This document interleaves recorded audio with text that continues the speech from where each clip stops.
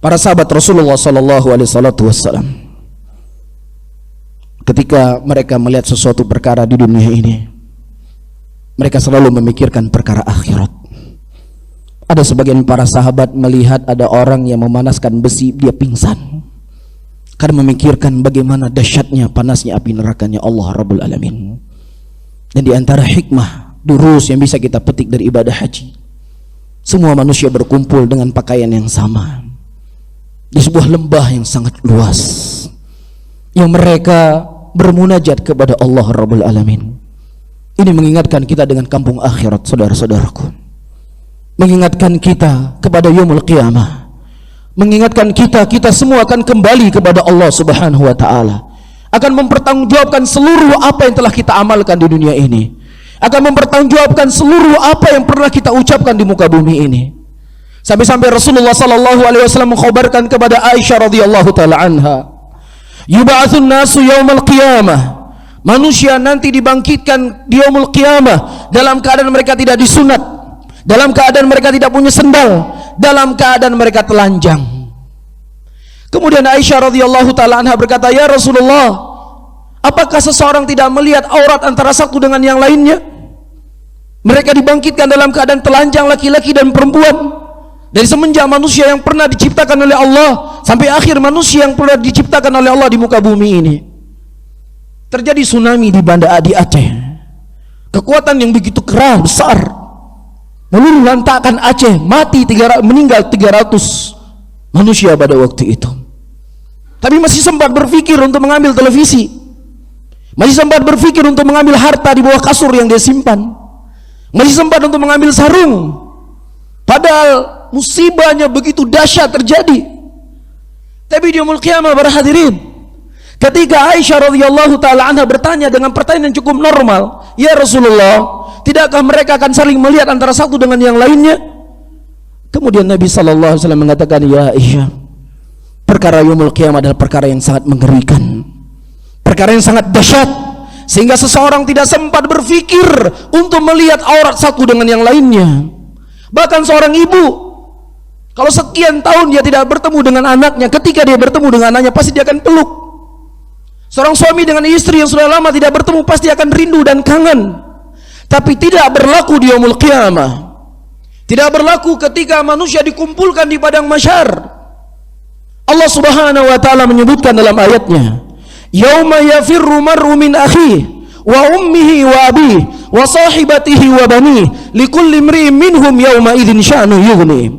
Hari ini anak kita bisa membantu kita, hari ini orang tua kita bisa membantu kita, hari ini harta yang kita miliki bisa membantu kita, hari ini jabatan yang kita punya bisa membantu kita dan menolong kita. Tapi di yaumul qiyamah Allah ingatkan kita semuanya, saudara-saudaraku muslimin, sebagai bentuk kasih sayang Allah kepada kita, untuk kita persiapkan diri menyambut datangnya hari kiamat.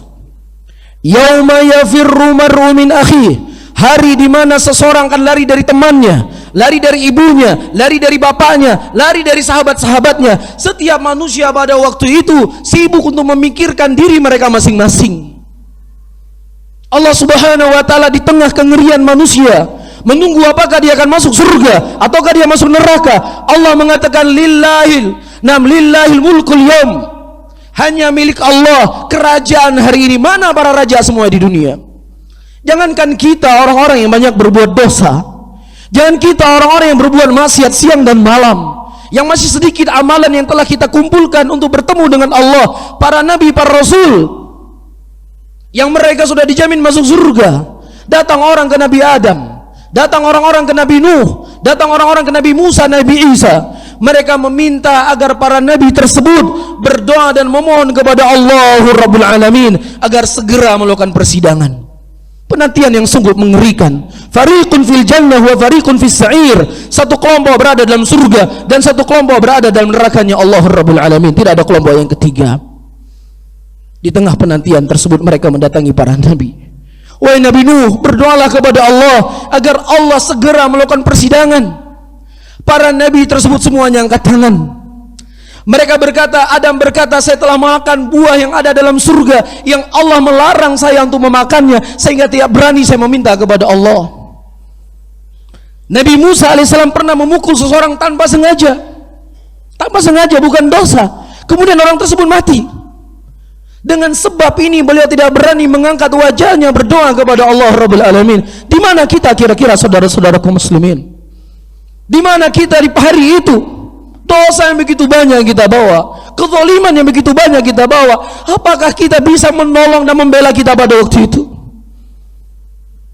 Nabi Muhammad sallallahu alaihi wasallam berkata kepada anaknya Fatimah, "Ya Fatimah binta Muhammadin, sallini min mali ma syi'ti, la ughni anki min Allah syai'a." Wahai Fatimah, putrinya Muhammad, mintalah dariku dari harta apa yang kau inginkan dariku, tetapi aku tidak akan bisa membelamu nanti di hadapan Allah kecuali iman dan amal yang kau bawa untuk bertemu dengan Allah Rabbul Alamin. Persiapkan itu semuanya saudara-saudaraku muslimin. Itu sangat dekat dengan kita. Jangan sampai kita menjadi orang-orang merugi ketika Allah Subhanahu wa taala telah menghabiskan waktu kita tinggal di dunia ini. Kemudian Allah bangkitkan kita di yaumul qiyamah, dan kemudian Allah masukkan kita ke dalam nerakanya. Di situ kita menangis, di situ kita menyesal. Rabbi laula akhartani ila ajalin qarib fa asaddaqa wa akum minas salihin. Ya Rabbku, akhirkan sejenak kematianku ya Allah, agar aku bisa bersedekah, agar aku bisa menjadi orang yang saleh ya Allah. Aku ingin bertobat ya Allah, aku ingin beristighfar ya Allah, aku ingin berbuat baik ya Allah, aku ingin salat ya Allah, aku ingin naik haji ya Allah. Sudah habis waktunya para hadirin. Tidak ada kecuali kita menanti keputusan Allah. Apakah kita akan masuk ke dalam surga ataukah masuk dalam neraka? Ini hari yang mengerikan. Persiapkanlah dengan hari itu. Persiapkanlah hari itu dengan amalan saleh. Jauhi dosa, jauhi maksiat. Berbekallah dengan kebaikan dan ketakwaan, karena itu sebaik-baik bekal untuk kita bertemu dengan Allah Rabbul Alamin.